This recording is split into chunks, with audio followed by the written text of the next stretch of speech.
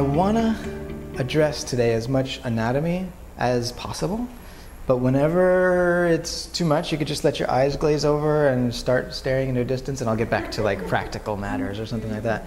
But for me, I find that the more I know the anatomy, the more I actually can integrate into my knowing, into my visceral knowing, the more I can let that go when I'm working and just really show up and be present with the body. And so osteopaths ideally have an intimate knowledge of anywhere, every cubic centimeter of the body. And that's, again, it makes a whole difference. Also, we can teach in a weekend enough basic cranial skills that you could really help people. And you could really help a lot of like basic concerns, or people that maybe you've been seeing and doing massage for a long time and there's still tension. And hopefully we can also transmit today a bit of the osteopathic philosophy, where when we look at the body, if someone comes in with headaches or a problem in their neck or something like that, we're not just going to be like, all right, let's just play with the neck all day. You know, let's really see, let's follow, let's maybe start there, but let's just look really globally and let's see really what's the body expressing, you know. And because the body's going to express things a lot more clearly than our mouth will. You know, our mouth will say, I have pain here, and that's great. That's a really good place to start. The body has a lot more to tell usually.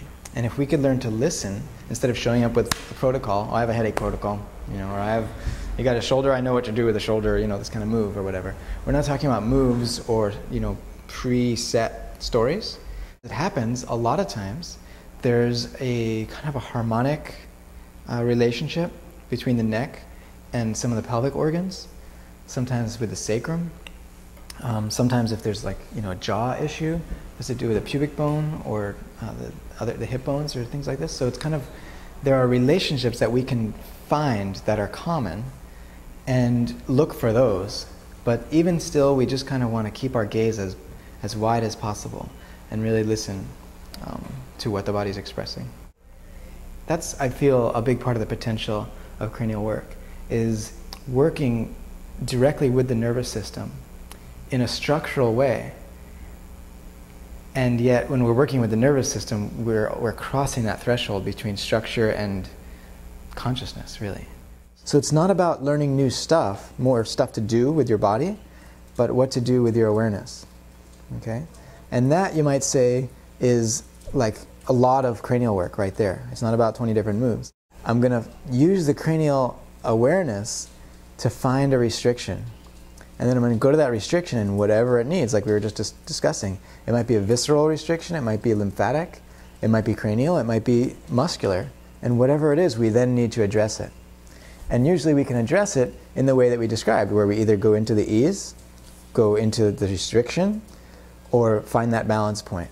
And with muscles, you know, like orthobionomy, that's basically going into ease. Facilitated stretching with a muscle, which is where we like bring it into a stretch and then maybe ask them to resist, to push against us, and it fatigues the muscle.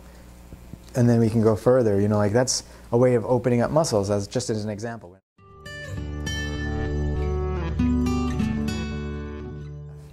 Cerebrospinal fluid. And like I say, it's, other than ocular fluid in the eye, it's the most pure fluid in the body. Meaning it has the least proteins, the least particulate, you know, the least stuff, besides just pure water. I think it's 99 point something % water. And again, when they refer to this stuff as the highest element in the body, that's referring more to its, you might say, intelligence, or its ability to carry information, which they're understanding a lot more about structured water in that regard. Like, this is the most highly structured water, it seems, in our body. So it's worth paying a lot of attention to that fluid, that the fluids are where it's at. And that's where we can get into, they call it the breath of life, right? When we start tuning in with that long cycle, that long tide of the movement of the CSF, then we're just getting into something that's unquestionable, that we're in the presence of something super huge.